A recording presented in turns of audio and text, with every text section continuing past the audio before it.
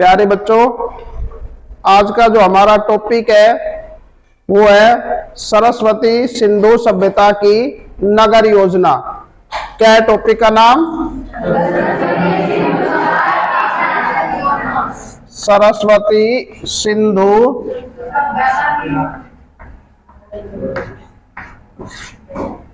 नगर योजना। यानी जो सरस्वती सिंधु सभ्यता थी उसकी नगर योजना कैसी थी, उसके नगर कैसे थे। जब हम इस सभ्यता का अध्ययन करते हैं और विशेष तौर पर नगर योजना का, तो इस सभ्यता में हमें दो टीले मिलते हैं। क्या मिलते हैं? दो टीले, एक पूर्व दिशा में और दूसरा टीला पश्चिम दिशा में। ठीक है, कितने टीले हैं? दो, एक पूर्व दिशा में और एक पश्चिम दिशा में। जो पूर्व दिशा में टीला है उसके अंदर कौन लोग रहते थे? सामान्य नागरिक। कैसे नागरिक रहते थे उसमें? सामान्य नागरिक जैसे हम और आप है। ठीक है, इसके अलावा कृषक, शिल्पकार, कारीगर, श्रमिक, ये कौन से टीले में रहते थे? पूर्व दिशा के टीले। कौन से? सामान्य नागरिक, कृषक, शिल्पकार, कारीगर, श्रमिक। जो पश्चिमी दिशा में टीला था उसमें क्या था? दुर्ग होते थे। क्या होते थे? दुर्ग होता है एक ऐसा बड़ा मकान जिसकी दीवारें ऊंची ऊंची हो, चौड़ी दीवारें हो, जिसके ऊपर कोई बाह्य आक्रमण जल्दी से ना हो सके। दूसरी भाषा में हम कहें कि वो एक तरह से किला होता था जो काफी हद तक बाहरी आक्रमण से सुरक्षित होता था। इसमें कौन रहते थे? या प्रशासनिक अधिकारी रहते थे जो पूरे प्रशासन को चलाते थे। कौन रहते थे? प्रशासनिक अधिकारी। उसके अलावा यहाँ अन्नागार का मतलब है जहां पर भारी मात्रा में अनाज इकट्ठा किया जाता था। अन्नागार कहते थे उसको, ताकि विशेष परिस्थितियों में वो अन्न काम आ सके, जनता भूख से ना मरे। तो वहां पर अनाज का स्टॉक किया जाता था। उसके अलावा यह सार्वजनिक स्थल था। यदि कोई राजा या मंत्री को कोई विशेष बैठक करनी पड़ती थी, आम जनता को बुलाना पड़ता था, तो वो यहाँ पर आके वो बैठक होती थी। तो दो टीले हैं, एक पूर्व दिशा में और एक पश्चिम दिशा में। ठीक है, आ गया समझ में? जो पूरा नगर था वो प्राचीर रक्षा दीवार बनी हुई थी नगर के चारों तरफ।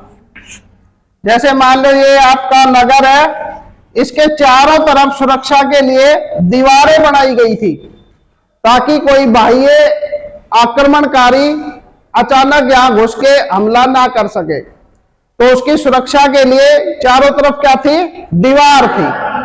उस दीवार के अंदर बुर्ज बनाए हुए थे। क्या बनाए हुए थे? बुर्ज ये था कि इसके अंदर जैसे एक आपका इस तरह से हो गया, यहाँ सैनिक रहता था, वो यहां से देखता रहता था कि बाहर से कोई आप तो नहीं रहा है। दीवार के अंदर ऐसे जगह छोड़ी हुई थी, उसमें सैनिकों की ड्यूटी लगती थी ताकि वो नजर रखे कि बाहर से कोई आप तो नहीं रहा है। ठीक, तो इस प्रकार इस सभ्यता की नगर योजना थी। इस नगर योजना में सड़कों का विशेष महत्व था। जो सड़कें थी वो पूरे नगर को 5 से 6 खंडों में बांटती थी, यानी पूरे शहर को 5 से 6 घंटों में बांटती थी। उसके अलावा जो सड़कें थी, जो नगर की सड़कें थी, उनकी जो चौड़ाई थी वो 9.1 मीटर थी, और जो गलियां थी उनकी चौड़ाई कितनी थी? 3 मीटर। कितनी थी? 3 मीटर। सड़कें 9.15 मीटर और गलियां 3.0 मीटर चौड़ी थी। और इस सभ्यता में नालियों का विशेष महत्व था। नालियां बनी हुई थी पानी के लिए, और ये नालियां किससे बनी हुई थी? ईंटों से। किससे बनी हुई थी? ईंटों से। और उन नालियों को ऊपर से ढका हुआ था ताकि उसके अंदर बाहर की कोई गंदगी ना जा सके। इसके अलावा जो मकान थे वो पक्की ईंटों के बने हुए थे। ठीक है, कैसी ईंटों से बने थे? पक्की ईंटों से। और एक मकान में लगभग 3-4 कमरे होते थे, उनमें आंगन होता था, और कुछ घरों के अंदर तो हमें कुआं होने के भी संकेत मिले हैं। यानी कुछ घरों के अंदर कुआं भी होता था ताकि अपने घर से ही पानी निकाला जा सके। छत पे जाने के लिए जीना या सीढ़ियां होती थी। ठीक, और रसोई घर, स्नान घर भी आम घरों में पाए जाते थे। और जो घर थे उनमें खिड़कियां होती थी, रोशनदान होते थे ताकि हवा उनके अंदर से आर पार जा सके। दूसरे शब्दों में कही कि उनमें पूर्ण रूप से वेंटिलेशन होता था। ठीक है, तो इस प्रकार हम देखते हैं कि ये सिंधु घाटी सभ्यता की नगर योजना थी। अब हम इसको एक बार दोबारा देखेंगे। उसमें क्या था? कितने टीले थे? ठीक है। उसके अलावा सड़कों का विशेष महत्व था। सड़कों की चौड़ाई कितनी थी? और गलियां कितनी चौड़ी थी? और पानी के लिए क्या थी? कैसी ईंटों से बनी थी? और उनको ऊपर से ढका हुआ था। ठीक है। और जो मकान थे वो बने हुए थे, उनके अंदर 2 या 3 कमरे होते थे। रसोई घर होता था, स्नान घर होता था, और कुछ घरों में क्या मिले हैं? कुएं भी मिले। और उनमें आंगन भी होता था। क्या होता था? आंगन क्या होता है? जो घर के बाहर मकान के बाद जो खुली जगह रखी जाती है उसको हम क्या कहते हैं?